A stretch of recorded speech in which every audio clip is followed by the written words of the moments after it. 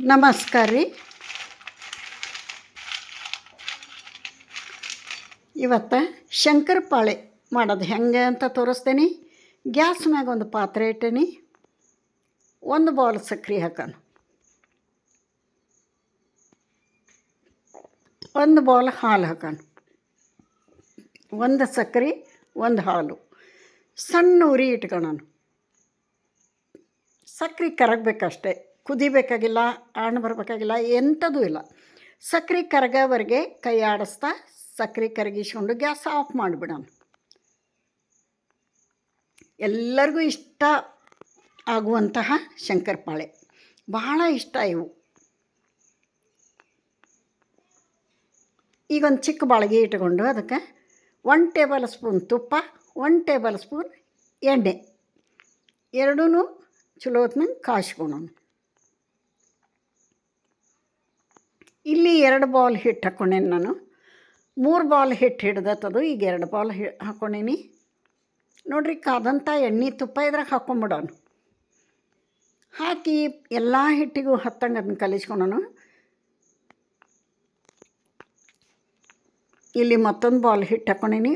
ಟೋಟಲಾಗಿ 3 bowl. ಹಿಟ್ಟೇನು ಅಳತಿ ಮಾಡೋದು ಬೇಕಾಗಿಲ್ಲ, ಯಾಕಂದ್ರೆ ಆ ಸಕ್ಕರೆ ಹಾಲು ಕರಗಿಸಿರ್ತಾವಲ್ಲ, ಅದು ಎಷ್ಟು ಹಿಡಿತೈತಿ ಅಷ್ಟು ಹಿಟ್ಟು ಹಾಕ್ಕೋಬೇಕು. 2 ಆದ್ರೆ 2, 3 ಆದ್ರೆ 3. ಹಿಟ್ಟಿನ ಅಳತಿ ಬೇಡ, ಇಲ್ಲಿ ಹಿಟ್ಟು ಹಾಕ್ಕೋಬೇಕು. ಚಪಾತಿ ಹಿಟ್ಟಿನ ಹದಕ್ಕೆ ಕಲಿಸ್ಕೊಳೋ ಮಟ್ಟ ನೀರು ಕುಡಿಸ್ಬಾರ್ದು. ಅದೇನು ಸಕ್ಕರೆ ಕಲಸಿರ್ತಾವಲ್ಲ ಹಾಲಿನಾಗ, ಅದನ್ನಷ್ಟ ಹಾಕ್ಕೊಂಡು ಕಲಿಸ್ಬೇಕು. ಇವಾಗ ಎಣ್ಣೆ ತುಪ್ಪ ಕಾಸಿದ್ದನ್ನು ಹಿಟ್ಟಿಗೆಲ್ಲ ಹಾಕಿ ಚೆಂದಾಗಿ ಅದನ್ನು ಮಿಕ್ಸ್ ಮಾಡ್ಕೊಂಡೇವಿ. ಈಗ ಸ್ವಲ್ಪ ಈ ಸಕ್ಕರೆ ಹಾಲು ಏನೈತಲ್ಲ ಹಾಕ್ಕೊಂಡು ಕಲಿಸ್ಕೊಳೋಣ. ಚಪಾತಿ ಹಿಟ್ಟಿನ ಹದಕ್ಕೆ ಕಲಿಸ್ಕೋಬೇಕು ನೋಡಿರಿ. 3 ಬೌಲ್ ಹಿಟ್ಟು ಹಿಡ್ದತ್ತಿದು. 1 ಬೌಲ್ ಸಕ್ಕರೆ, 1 ಬೌಲ್ ಹಾಲು, 3 ಬೌಲ್ ಹಿಟ್ಟು. ಹಿಟ್ಟಿನ ಅಳತಿನ ಏನು ಹಿಡ್ಕೊಳೋದು ಬೇಡ, ಅದೆಷ್ಟು ಹಿಡಿತೈತೆ ಎಷ್ಟು ಹಾಕ್ಬೋದು. ಇವಾಗ ನೋಡಿರಿ ಇಷ್ಟು ಚೆಂದಾಗಿ ಸ್ಮೂತಾಗಿ ಕಲಿಸಿಟ್ಟೇವಿ. ಇದನ್ನೇನು ನೆನೆಯಾಕಿಡಬೇಕು ಅಂತ ಏನಿಲ್ಲ, ಇದನ್ನು ಲಟ್ಟಿಸ್ಕೊಂಬಿಡೋಣಂತ.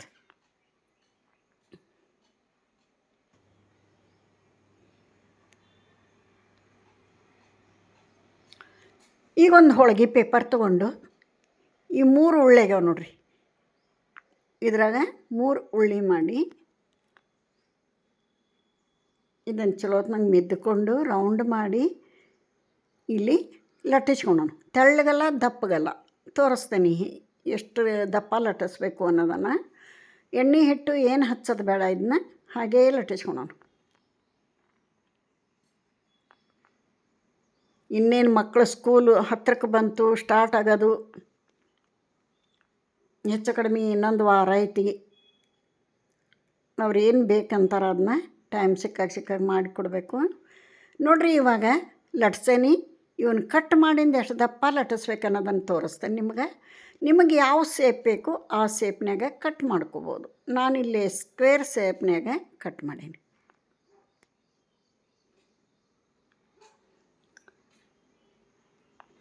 ಎಷ್ಟು ದಿನ ಇಟ್ಟರು ಏನಾಗಲ್ಲ. ಇವು ಮಕ್ಕಳಿಗೆ ಹಾಗಾಗಿ ಏನಾರು ಕೊಡು ಅಂತ ಓಡಿ ಬರ್ತಾವೆ ಮಕ್ಕಳು. ಊಟ ಸರಿಯಾಗಿ ಮಾಡಲ್ಲ, ಆವಾಗ ಕೊಡಕ್ಕೆ ಬರ್ತೈತಿ. ಇಲ್ಲಿ ನೋಡಿರಿ ಈ ಥರ ಇರಬೇಕು, ಇಷ್ಟೇ ಇರಬೇಕು.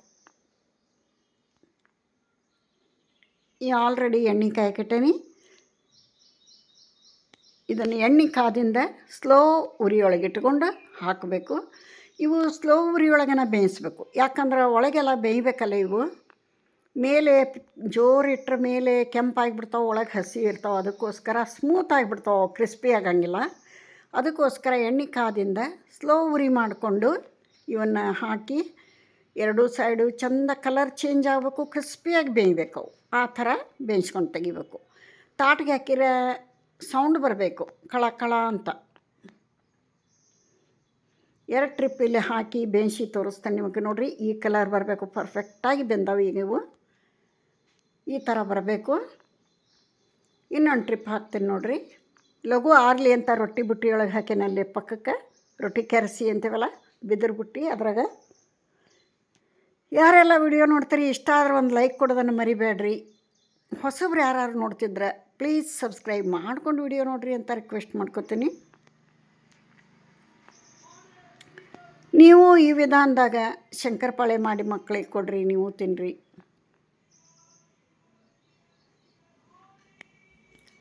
ಎಲ್ಲರ ಟ್ರಿಪ್ಪು ಪಿಕ್ನಿಕ್ ಹೋದ್ರೂ ಚಲೋ ಇವು. ಸಣ್ಣ ಪುಟ್ಟ ಹಸುವಿಗೆ ಚಕ್ಲಿ ಶಂಕರಪಾಳೆ ಇಂಥವಿದ್ರೆ ಹೆಲ್ಪ್ ಆಗ್ತವೆ.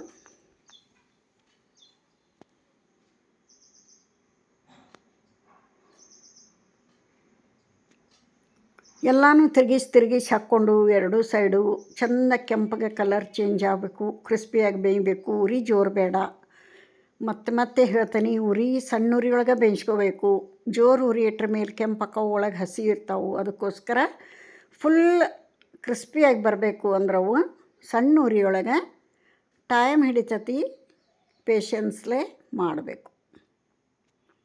ನೋಡಿರಿ ಏನು ಚಂದ ಬಂದಾವು, ಪರ್ಫೆಕ್ಟಾಗಿ ಶಂಕರಪಾಳೆ ಬಂದಾವೆ ನೋಡಿರಿ. ಈ ವಿಧಾನದಾಗ ಮಾಡಿರಿ, ಈ ಅಳತೆಯೊಳಗೆ ಮಾಡಿರಿ, ಒಂದು ಸಲ ಟ್ರೈ ಮಾಡಿರಿ. ಹೆಂಗೆ ಬಂದವು ಅಂತ ಕಮೆಂಟ್ನಾಗ ತಿಳಿಸ್ರಿ.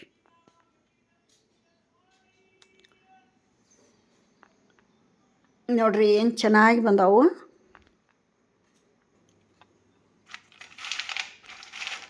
ಇಲ್ಲಿಗೆ ವಿಡಿಯೋ ಮುಗಿಸ್ತೀನಿ. ನಮಸ್ಕಾರ.